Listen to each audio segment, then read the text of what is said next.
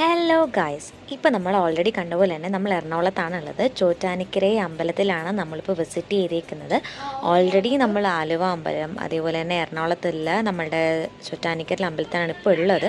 So weekend എന്ന് പറയുമ്പോൾ നമ്മൾ എല്ലാ വീക്കെൻഡും സെലിബ്രേറ്റ് ചെയ്യുന്ന, ഓൾറെഡി പറഞ്ഞ പോലെ തന്നെ നമ്മൾ ഓരോ ഡെസ്റ്റിനേഷൻ ഇങ്ങനെ പോയി വിസിറ്റ് ചെയ്യുന്ന ഒരു കാര്യമാണ് നമ്മൾ ചെയ്യുക.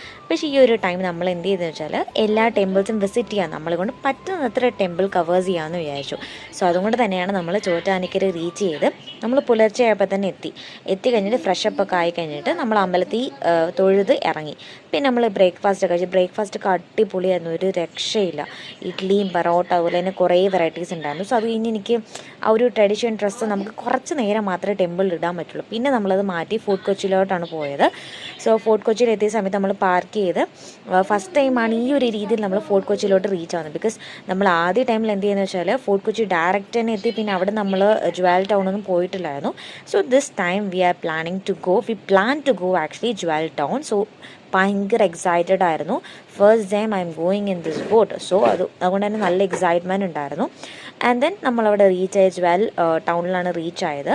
അവിടെ നോക്കുവാണെങ്കിൽ full varieties of things, like എന്താ പറയുക, പഴയ കാലത്തിലുള്ള ഓരോ ആൻറ്റി കളക്ഷൻസ് ഉണ്ടായിരുന്നു. യു ക്യാൻ സീ ലൈക്ക് അവരുടെ ഡ്രസ്സ്, അവരിടുന്ന ornaments and so many variety things. ഞാൻ ഫസ്റ്റ് ടൈമാണ് കാണുന്നത്.